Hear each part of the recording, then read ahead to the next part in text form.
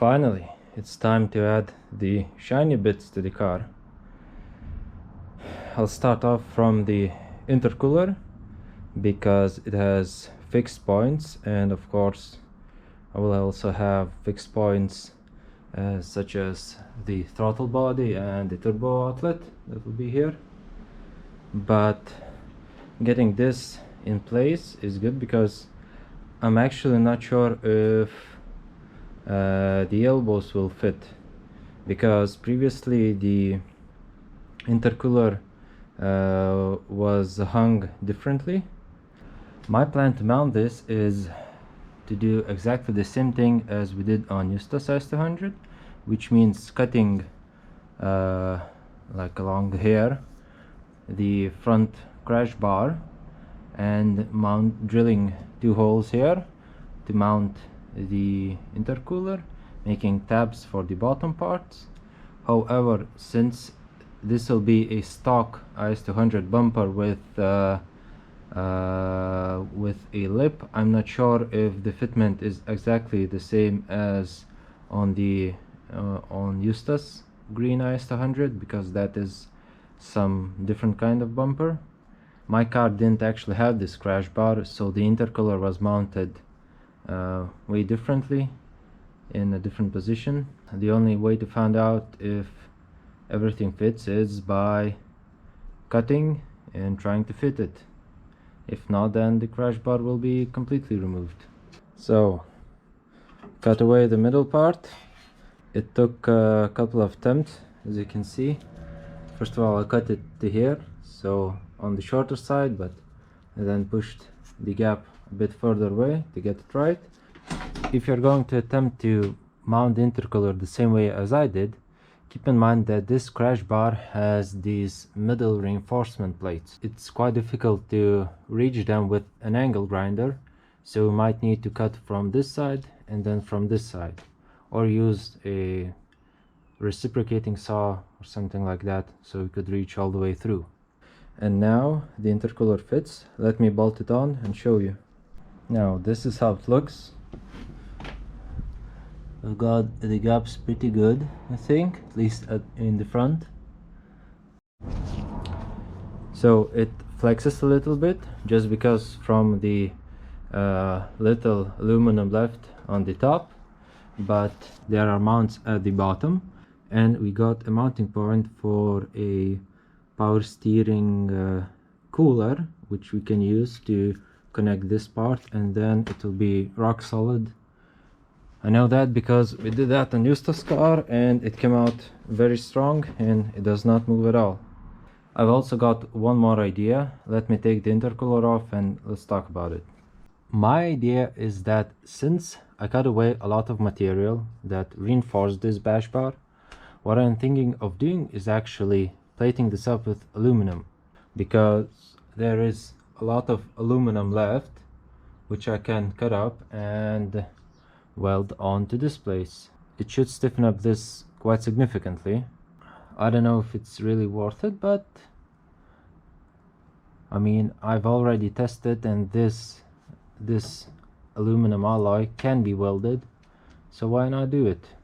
I have a welder, I have some aluminum, some argon gas. Let's try to do it. So I cut out new pieces to fill in the gaps left after cutting. Also the end plates will go like so, which means that I'm pretty much ready to weld. Oh, and by the way, I haven't welded aluminum in 4 years, except for the test piece that I did a couple of weeks ago to see if this is a weldable alloy. So this could go very wrong. I've tacked all the pieces in place and also drilled the holes for the intercooler mounting. And so let me add the intercooler so you can get a better idea. This is how it looks assembled. There is just enough space at the sides. However, I cannot put the intercooler flush with this bar because of the welds at the mounting point, which prevent it going further. And I don't want to make the hole bigger just because it will be difficult to weld the thin parts. So I'm leaving them thicker for now. I'll weld it and then I'll make the holes bigger. Just finished welding the center section and it actually came out pretty good. I'm still learning. Aluminum does react differently than steel, but it seems to be going pretty good. Of course, I've dipped the tungsten quite a few times, but that's how it goes, I guess. Now I'll wait for it to cool off, and then I'll try to make the holes big enough so I can truly test fit this piece. Finally made the holes big enough for the intercooler to fit properly. Now it is much stronger actually, and I haven't welded these side plates on yet, so that's up next. So with the crash bar reinforced, I don't know if I need to add the lower supports because it's like completely solid. I'm pretty happy with that. I'm really glad that I've attempted it, and also got some aluminum welding practice, because up next will be to make the piping, which will also be made from aluminum. Just finished making these bottom tabs from scrap aluminum that I had, and now there is like no movement. Probably can lift the car from here, so a really solid mount. Now it's time to get to the, I guess, fun part of joining the intercooler with the turbos and the throttle body. I've been cutting aluminum, making pie cuts, and started to mock up the piping. This side is pretty much completed, just need to tack everything and weld up.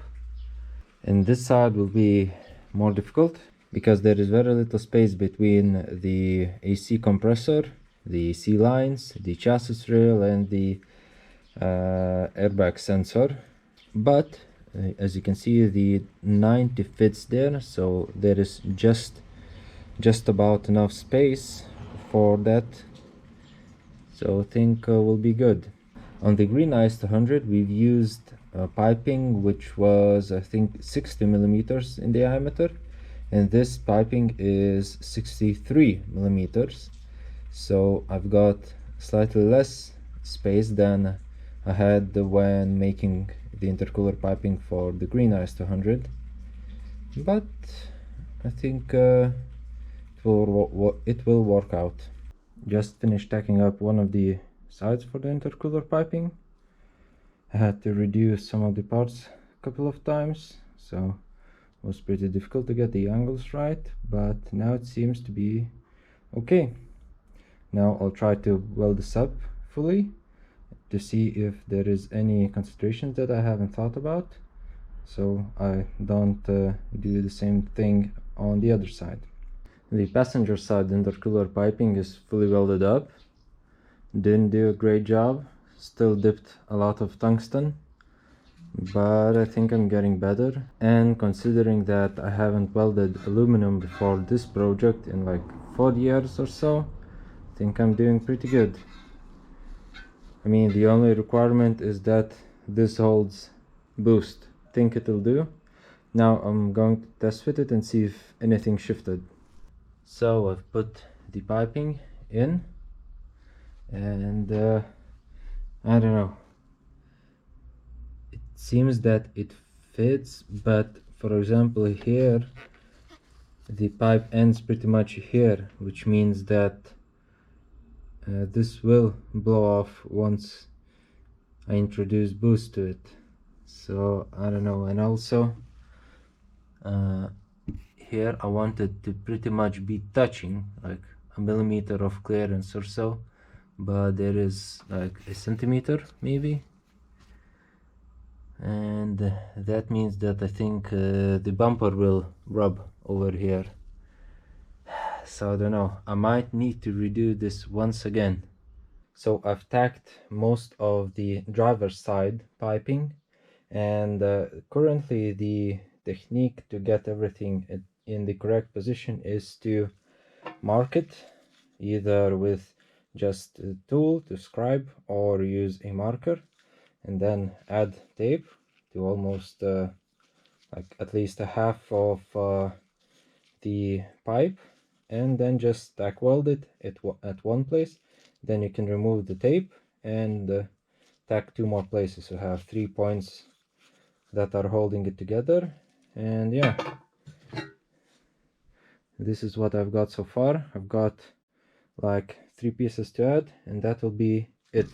Now the driver's side intercooler piping is fully tacked up. I only need to fully weld it. I've checked the clearances. It's just about a couple of millimeters to the hood liner, and there are like a couple of millimeters to everything, so I think it clears and it looks pretty good.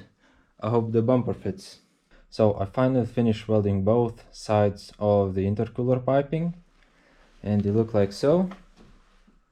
Sadly, I had to take out the turbos because I had to take the manifolds to get them surfaced, but the pipe exits here, goes from here. Let me go down and show you how it looks from the downside. And here you can see the complexity of the pipe. I've got the shroud for now taken off, and the pipe goes there. There is just enough space in all direction, nothing is hitting, which is good. This side, of course, it's much simpler, there's a bit more space. Now all of the fabricating is hopefully done. I think it is time to start assembling everything, cleaning all the pipes, all the things that I've fabricated, and hopefully soon I can hear this engine run with the twin turbos in there.